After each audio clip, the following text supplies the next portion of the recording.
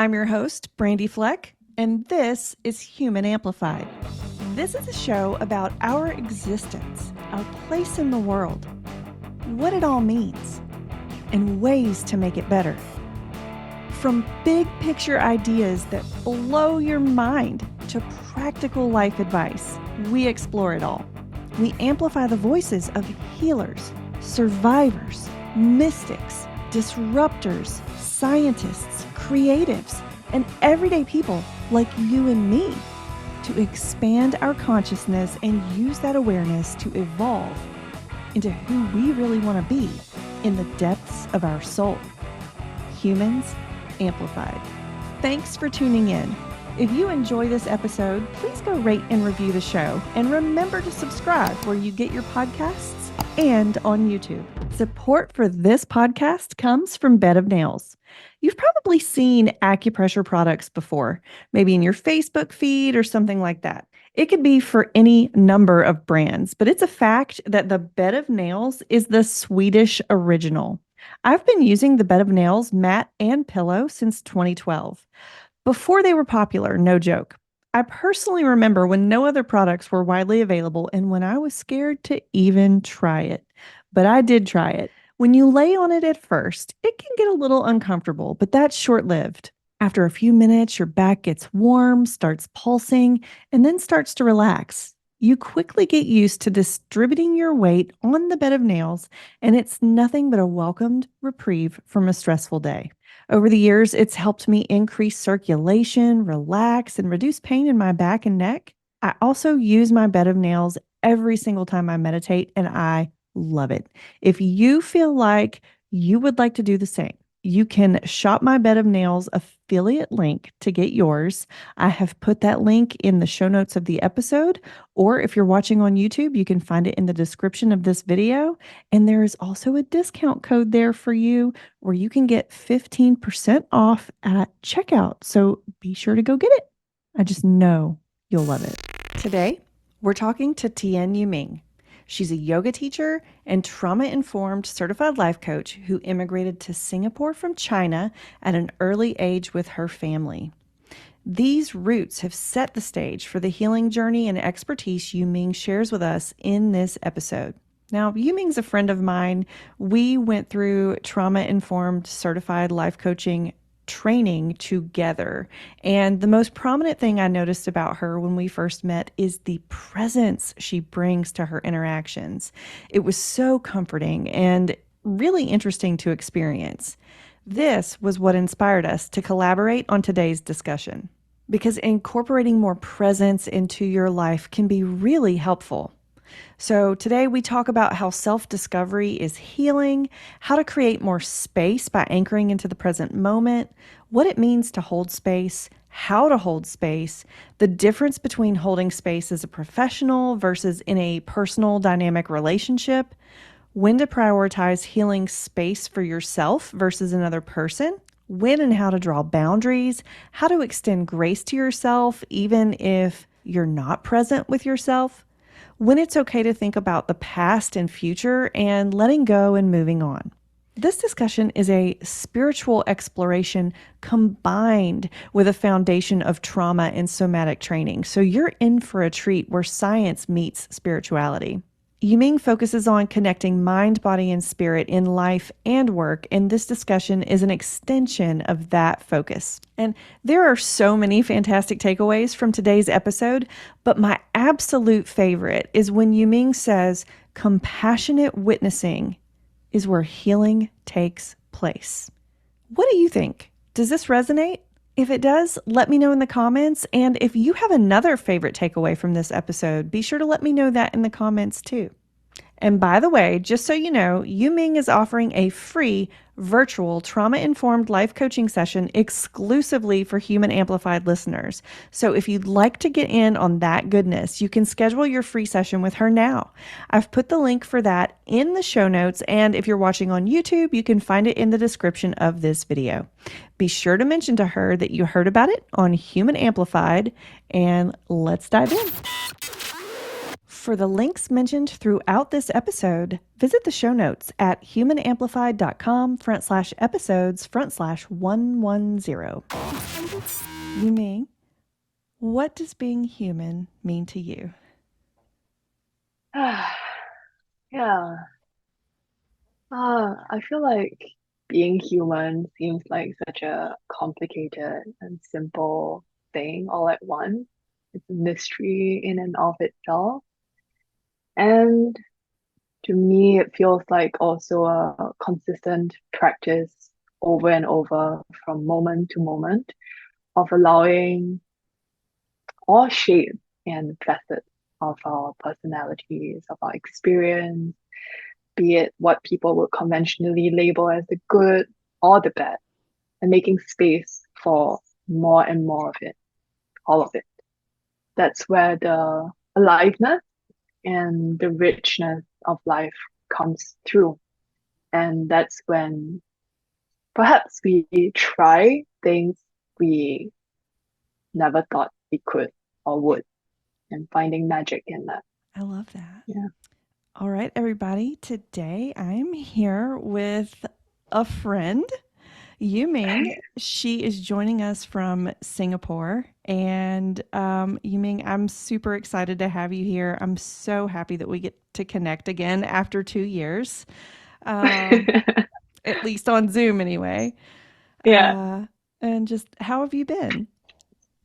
Yeah. Thank you for having me here, Brandy. Um, I've been well, and also all the shapes within that, from struggle to doubt to fear to joy to ecstasy to the mundane, um, all of it, I guess. So, yeah. Awesome. Well, guys, just so you know, Yuming and I took the Trauma Informed Certified Coaching Program together, so that's how we know each other. But before we dive in, can you tell our listeners just a little bit about who you are and what you do? Well, first of all, I'm a fellow human being. I was born in China, and then when I was little, my family migrated to Singapore around when I was 5 to 7, and that's where I've been growing up. And I guess to quickly summarize, growing up brought with it a lot of challenges, be it assimilating into a new and different culture, to kind of a lot of friction between my parents and I, and to kind of figuring out, like, as I've been aging or experiencing life, which parts of these are me or are in alignment to how I want to live, my values, and which part is conditioning, be it at the family level or the societal level or just, global, cultural, capitalistic level. Yeah. Yeah. So, yeah, that led me into, studying more about, be it nutrition to trauma to the intricacies and intertwinings between mind and body, to also kind of an ongoing spiritual exploration. And that leads to me now offering trauma informed life coaching and also just hatha yoga practice to anyone who's interested. So, would you say that you have been through a healing journey yourself? Yeah, I feel like I have been on it and I am still on it. Yeah, the experience of being on such a, I like to call it both a healing journey and a self-discovery journey nowadays. It feels like an experience of throwing spaghetti on the wall, seeing what sticks, Yeah. more so in the beginning than now, and still it's an ongoing experience of that to varying extent. Yeah. Mm. I love how you just combined healing with self discovery. How is self discovery healing? Mm, great question. Yeah, I feel like I kind of I like to add in the term self-discovery because to me the word healing necessitates wounding.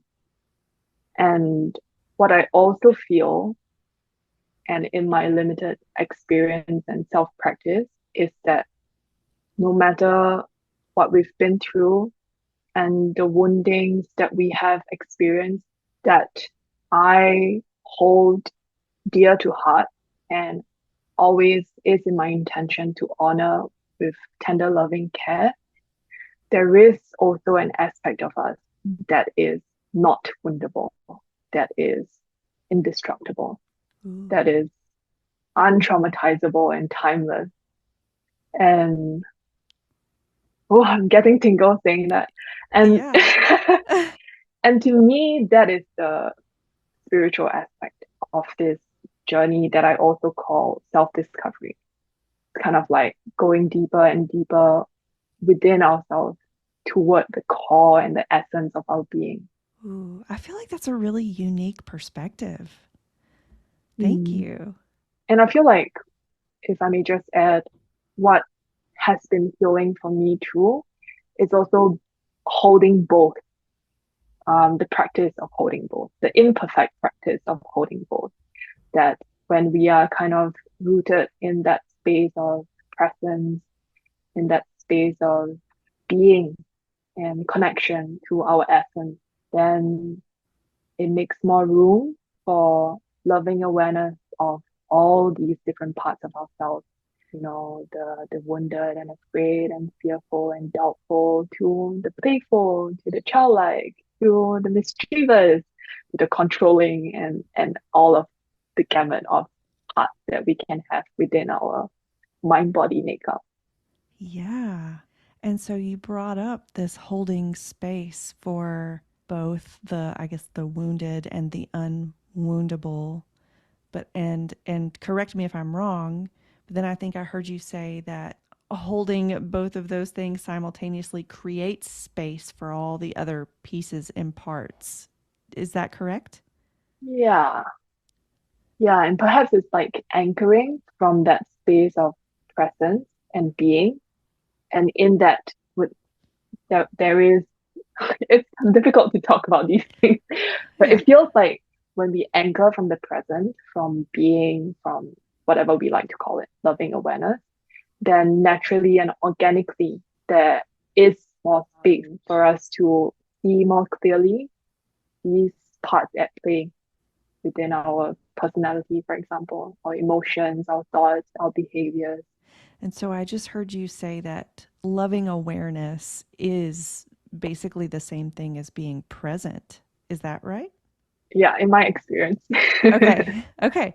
I was Yeah. just making sure I understand because Mm, one of the things that we're really going to focus on today is presence. And so mm, just starting with the knowledge that you are coming at it from presence is loving awareness, I think is a really great foundation. Like, I mean, it's a great mm, place to start. I want to sort of pivot into how masterful you are at holding space, because I've seen you in action, and I feel like even if people aren't coaches, they can still learn from you in that regard and bring it to their relationships just in general to connect more with people. So, what does it mean to hold space for others, and how do you even begin to do it?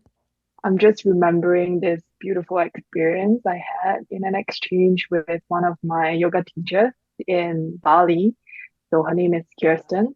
There was this other new teacher who was asking her a question about holding space, because she was sharing that after a retreat, she would kind of feel depleted from the energy that went into holding space. And she was asking Kirsten for any guidance or insight into the experience.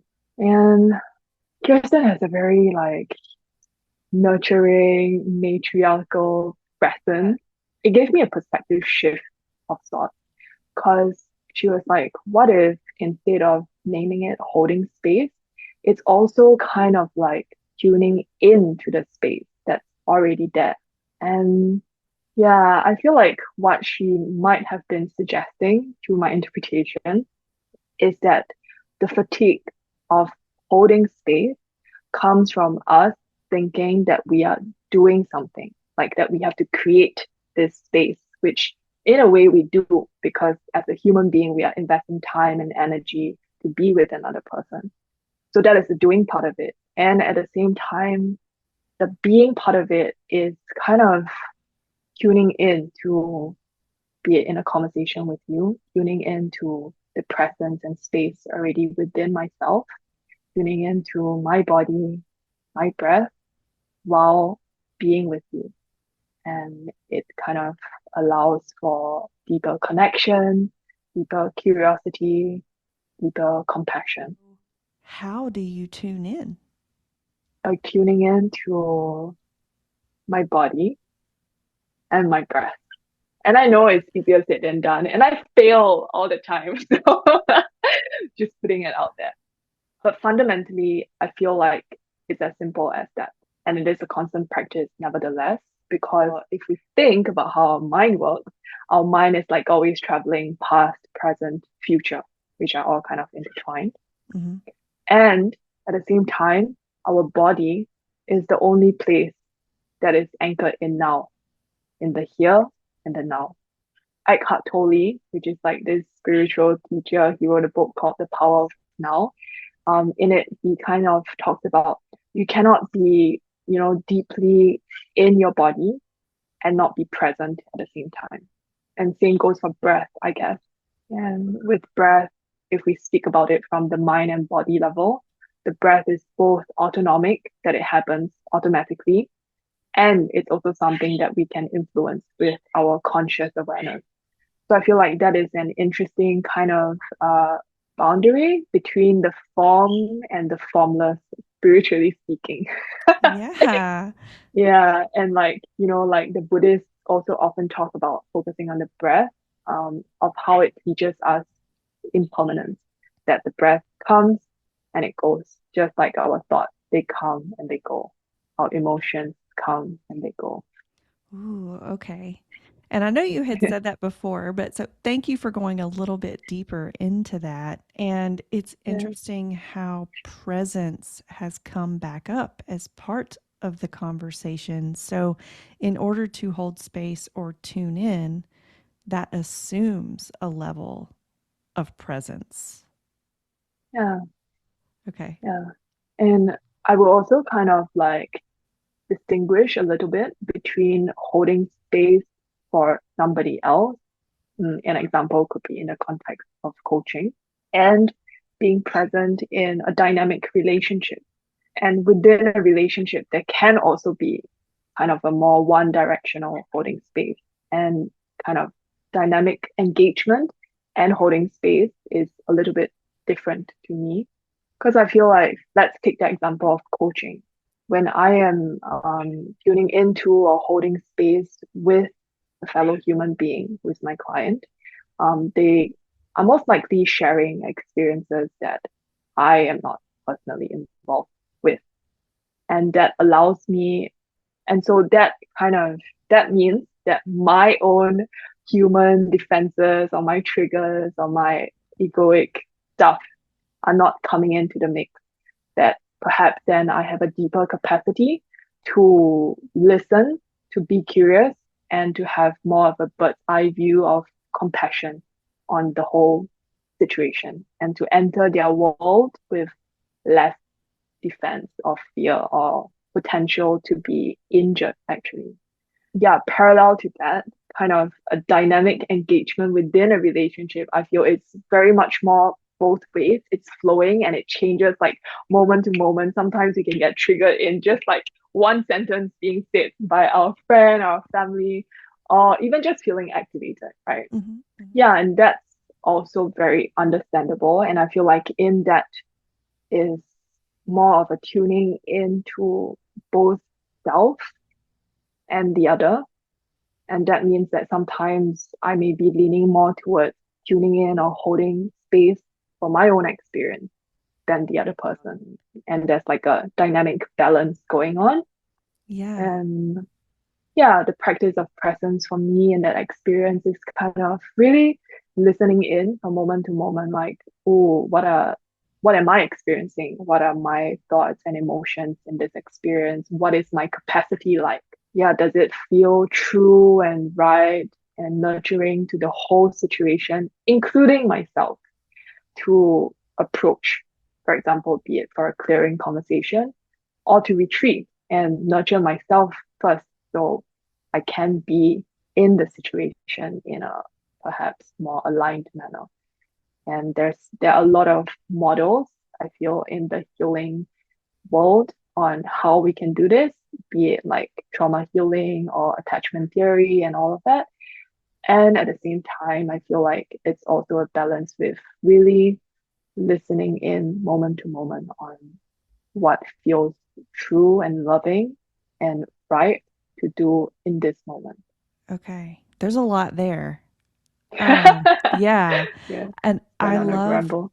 no, it was fantastic. I love that you differentiated between when you are holding space for someone that is, say, a client in a coaching relationship versus a dynamic personal relationship. There are Yeah, differences in how you maintain the presence, in how you listen, and how you consider yourself in the dynamic. So, yeah, say in a personal relationship, and I heard the word capacity. And it's funny because I was thinking about capacity when you brought it up. And so I'm wondering if that has something to do with this. But how do you determine when it's time to hold space for yourself versus the other person?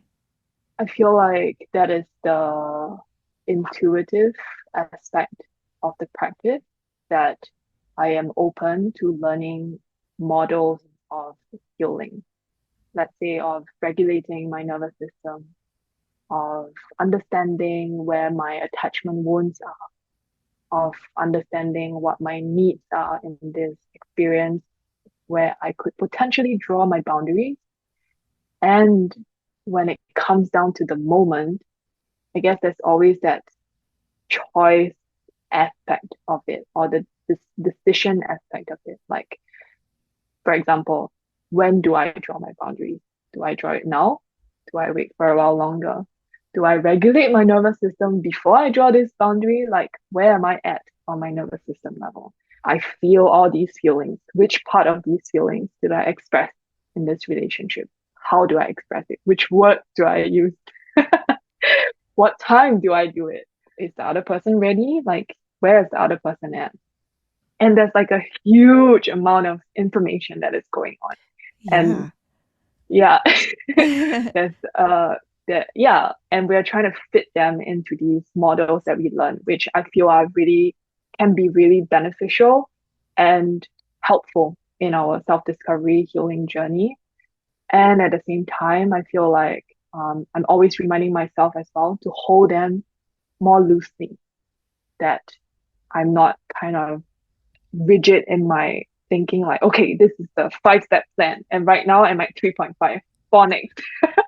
Gotcha. And yeah, because there is a limitation in the model. And so then it comes down to that intuitive sensing aspect of, okay, with all this information that's going on, what feels right and true and loving is what I always come down to. And it's a little bit, there is an intellectual aspect of it where we understand the models, understand that, like I just said. And I feel like there is that aspect that is beyond, below, behind. It's a matter of semantics behind the intellect. That is the intuitive aspect to me. That's also the spiritual aspect to me, actually. The intuitive part is the spiritual aspect, or is that separate? I feel like it's all intertwined, like spirituality and presence and intuition and all of that. Gosh, there's so many things I want to ask you. I I'm really interested in the timing aspect of drawing boundaries because I don't feel like you hear people talking about that. You hear people saying, "Oh, well, you need boundaries," and especially in our trauma informed circles, we talk about boundaries, and in coaching, that's a thing that we coach our clients on. Um, Mhm.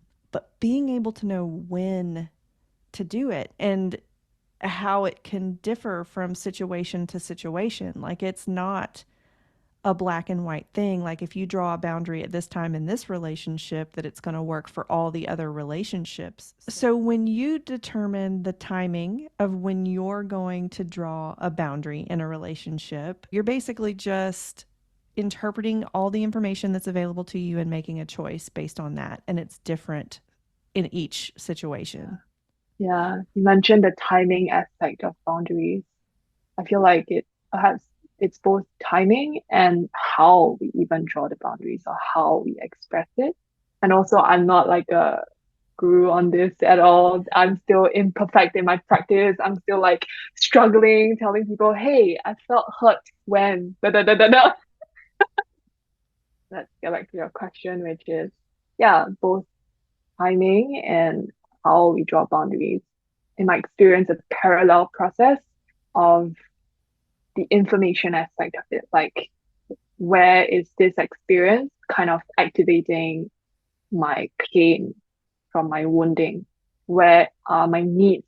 And I feel like perhaps for most of us, we have a certain area or a certain way that we can tend to feel a lot of pain, be it pain from fear of rejection, fear of abandonment, fear of enmeshment, all of that.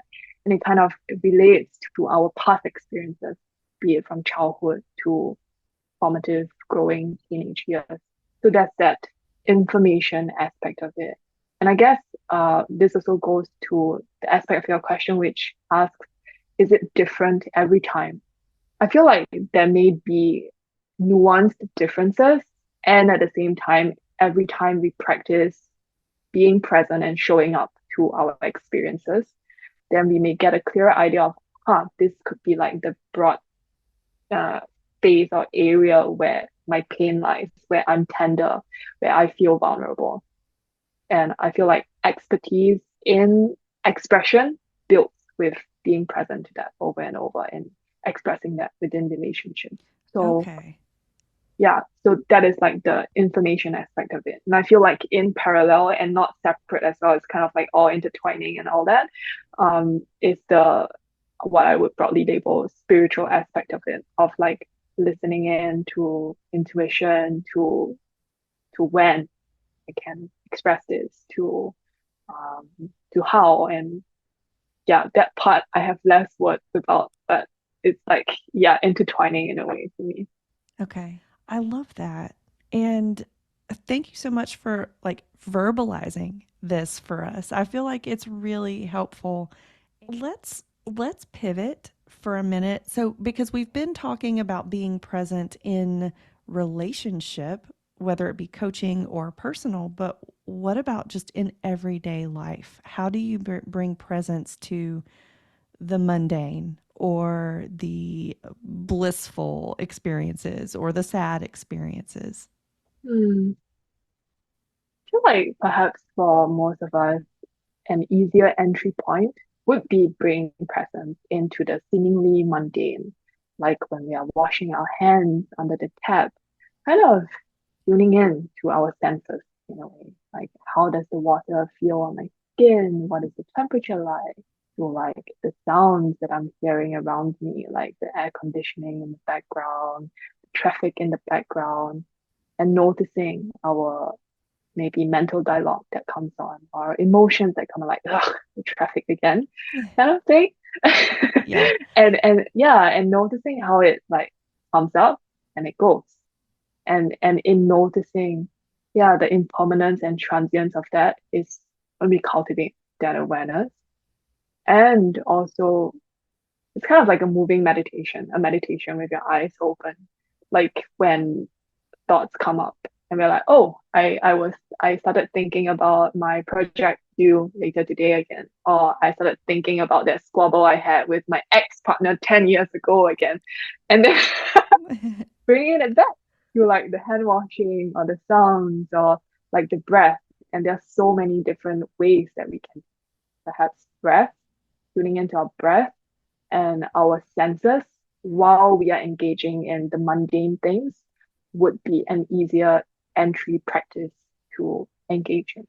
Yeah. And I feel like as we cultivate that, on a nervous system level as well, I feel, when we kind of find safety in the present moment and find safety in just the experience of being here that okay, there's no like freaking humongous tiger chasing me down right now. And in that experience of coming into presence and realizing that there's no threat is also expanding our what some people would call the window of tolerance or window of capacity Hmm. um, on the nervous system level. And this is how I feel like mind, body, spirit are all very intertwined in a way. Okay. Yeah. Ooh, okay. Yeah. Yeah. I also want to go into like when you there was an aspect of your question where you asked about like the bliss or the two extremes basically, the bliss and the pain. Hmm. Um, I feel like as we establish, be it cultivate our anchoring from a loving awareness and finding more stability in that, or if we speak on a nervous system level, expanding our window of capacity, then it gives us more space and capacity basically to experience the bliss without losing ourselves in it, to experience the deep, deep, deep pain and agony without losing ourselves in it.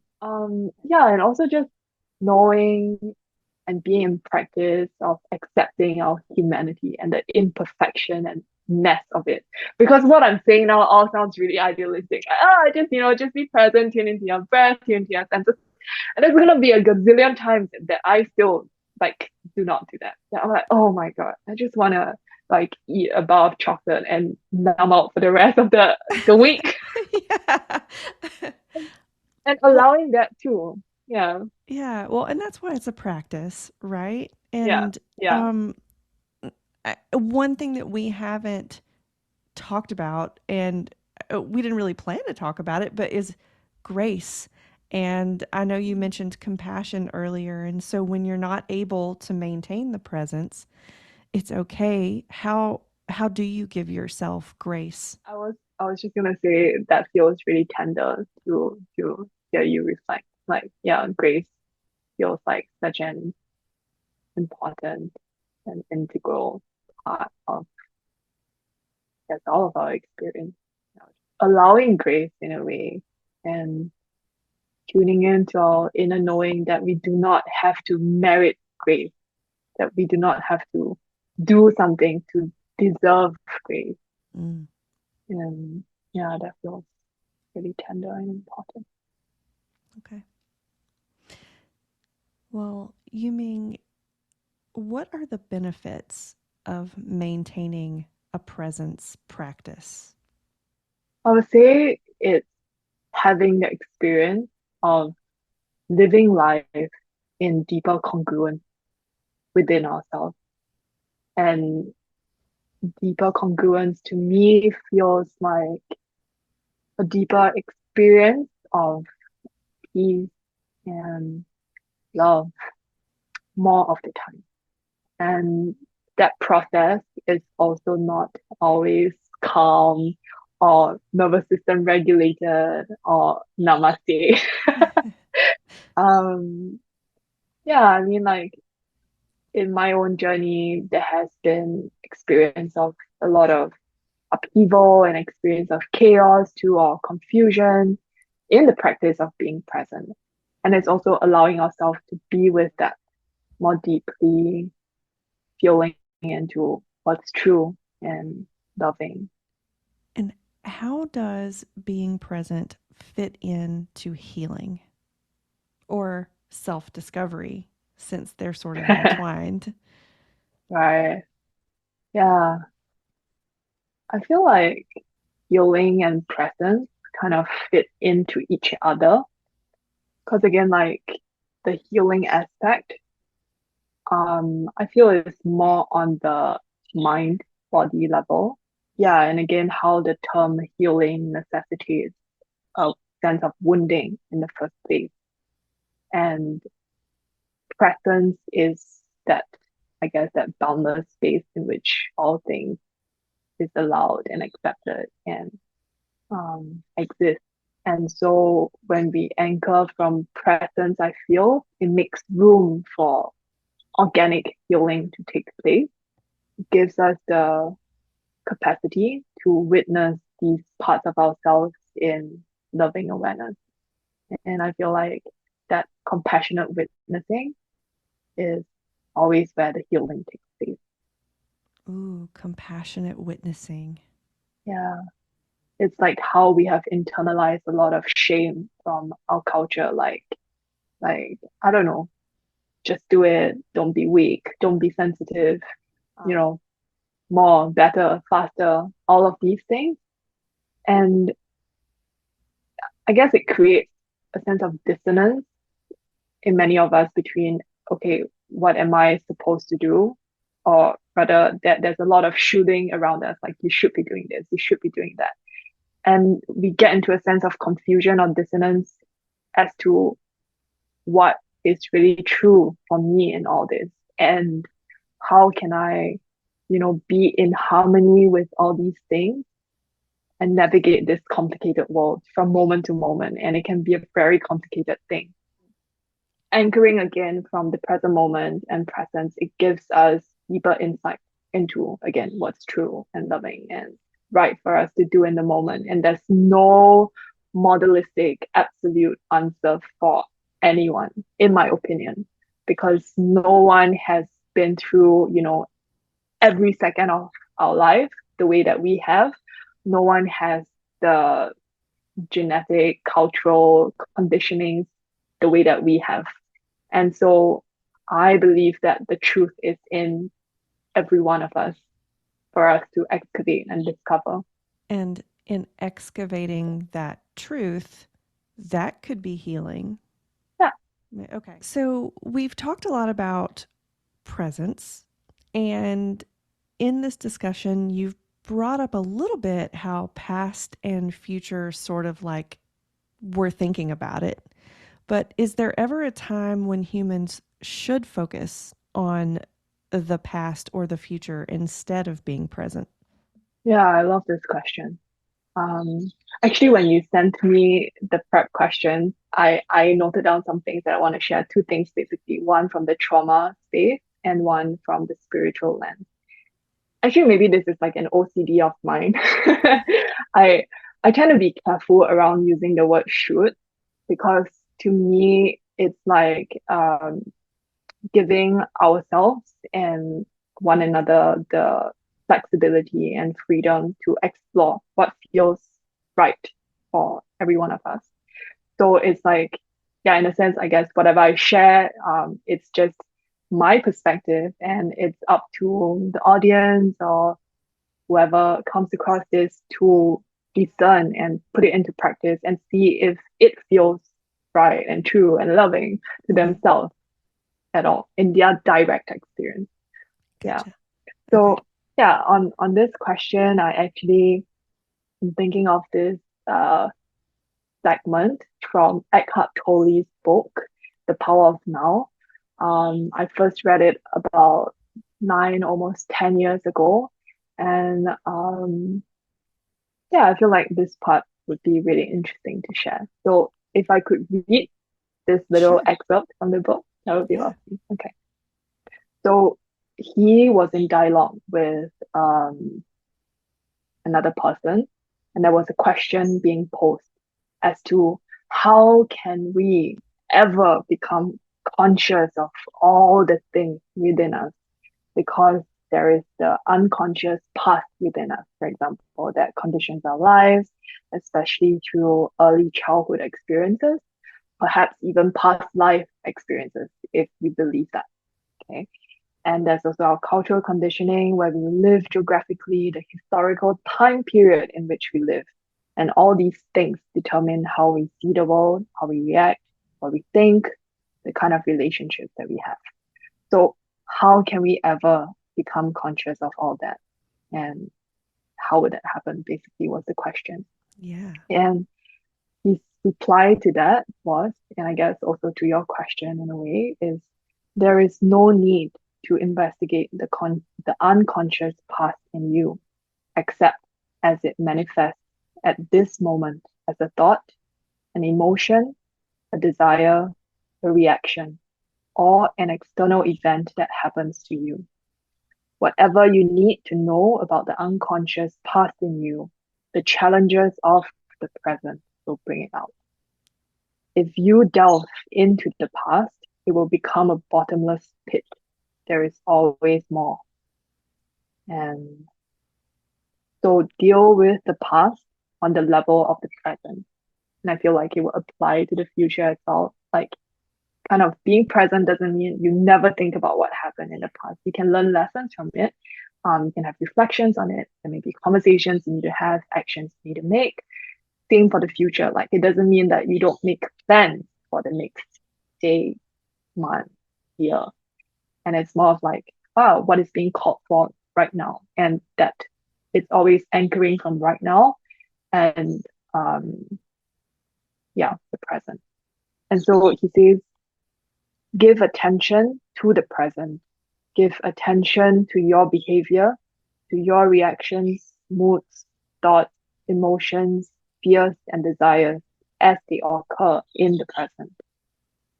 That is the past in you. If you can be present enough to watch all those things, not critically or analytically, but non-judgmentally, then you're dealing with the past and dissolving it through the power of your present. You cannot find yourself by going into the past. You find yourself by coming into the present. I love that.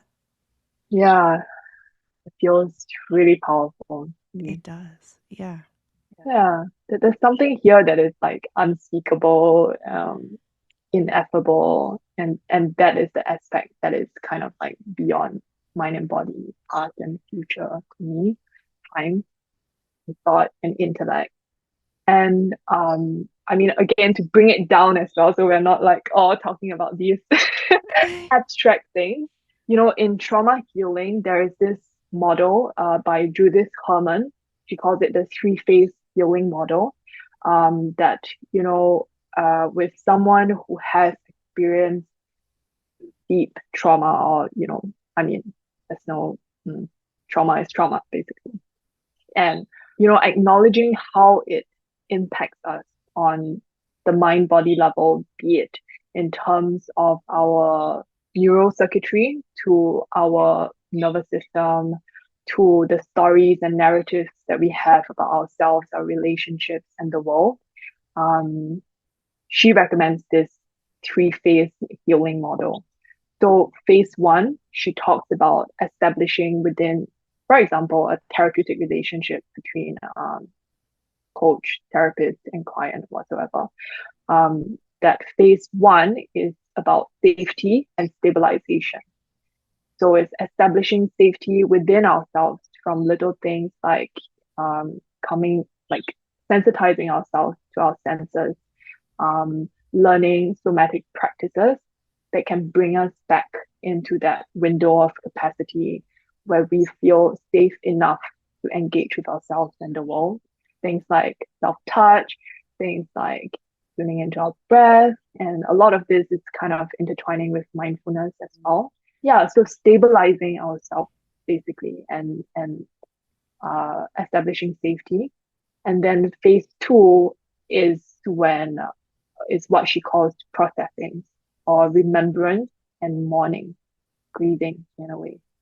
That is when we kind of pull on the thread and go into the past, into what happened, into bite sizes of remembering and grieving the pain and the loss that had occurred. And that to me is the aspect of, if I say it as I imagine Eckhart Tolle would, kind of dealing with the past on the level of the present, while we are still anchored in enough safety in this present moment that I can go back into the past without getting lost in it or getting re-traumatized, or lose my sense of space and time and who I am, and thinking that this horrible thing that happened to me is happening all over again. Yeah. Or and also trauma is not just what happened, it's also what didn't happen. So all of that.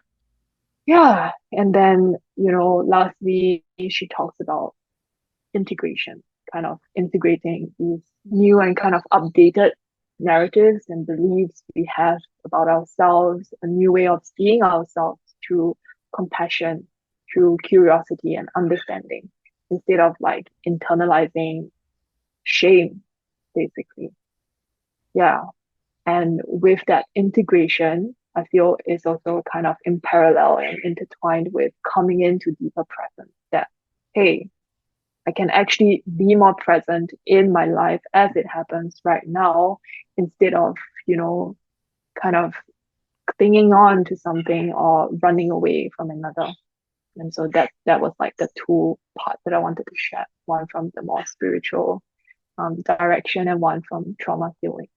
Yeah, that's really helpful. And I think people can apply this information to their lives if they are like, because I know I've had clients who, when they are remembering something that happened or we're talking about grief, they don't want to grieve it, they don't want to think about it. And um, so I think a good message here is that it is okay to revisit if you can do that from this present moment and not get lost in it, like you said, and let it go. Because if you're able to grieve it and sort of process it, you can let it go so that all the good stuff Yeah, has room to integrate in. So I yeah, love that.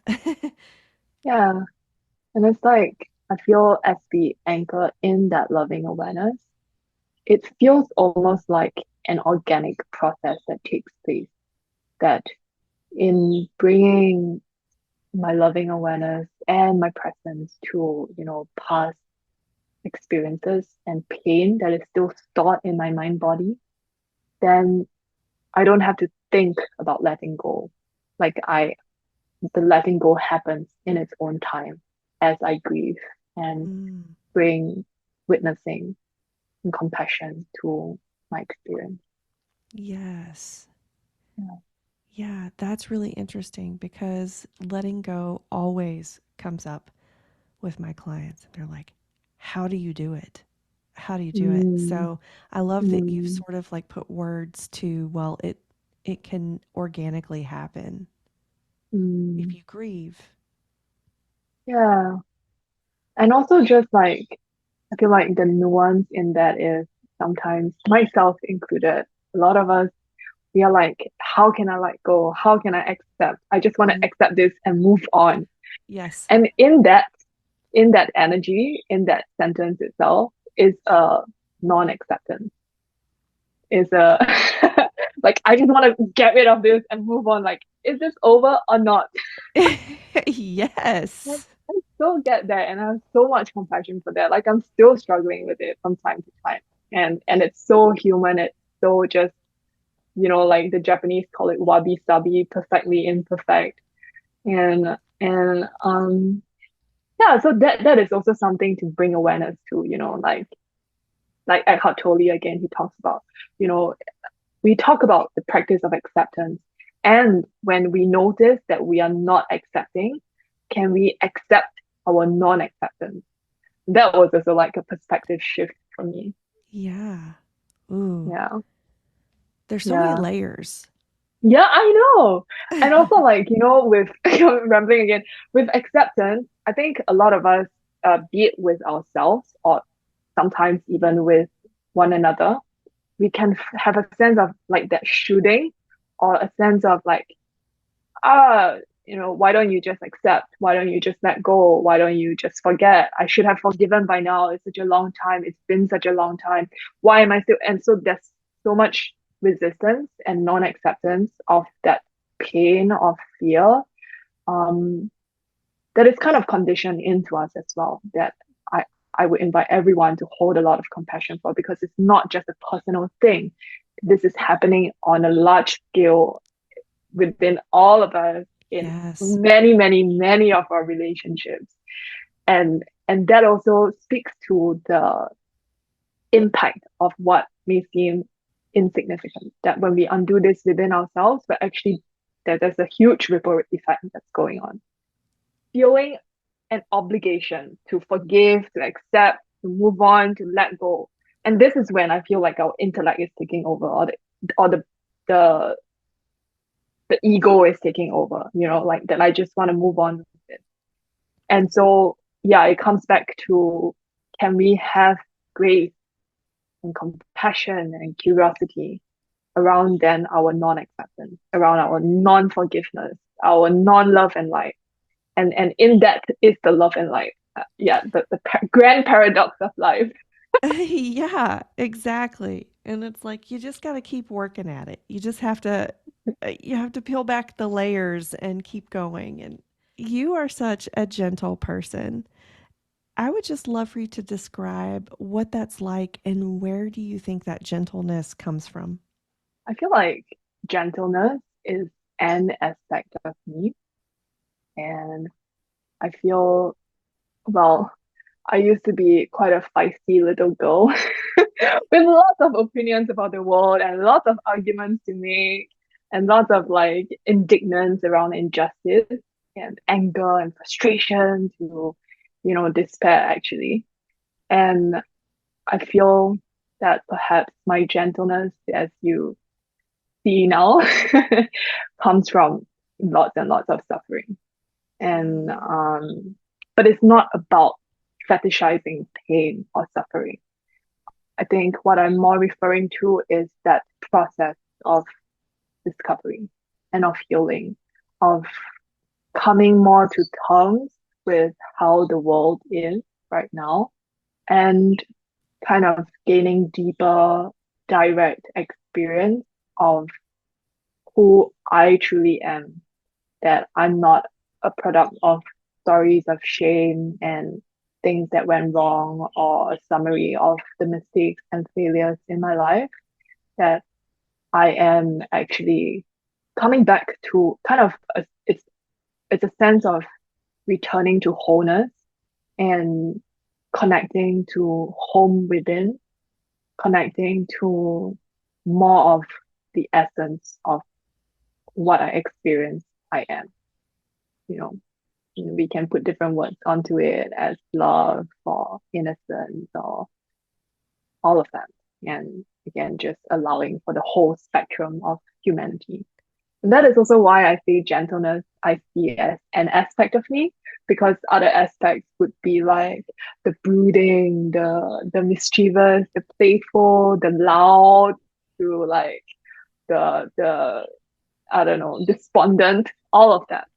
And yeah, earlier on you were asking about what it means to be human, and I feel, yeah, it is, anchoring in the present, the practice of that, and making space for more and more shapes and facets of our experience and aliveness in our relationship within ourselves.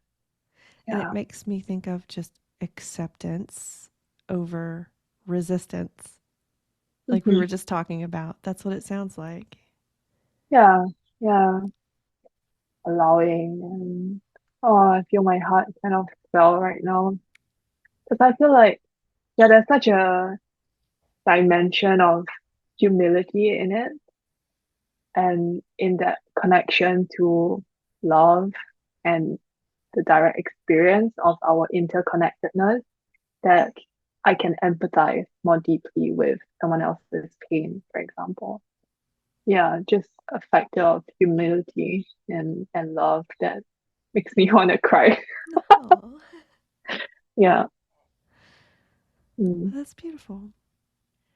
Where can people find you to learn more about you and your work? Well, right now, I'm only on Instagram. So you can follow me at Yuming T, Yuming T. I'm also on Facebook, Tian Yuming. I also have a dormant, non-active website with the same Insta handle.com, which hopefully I'll get up someday. But for now, yeah, Instagram, Facebook, LinkedIn.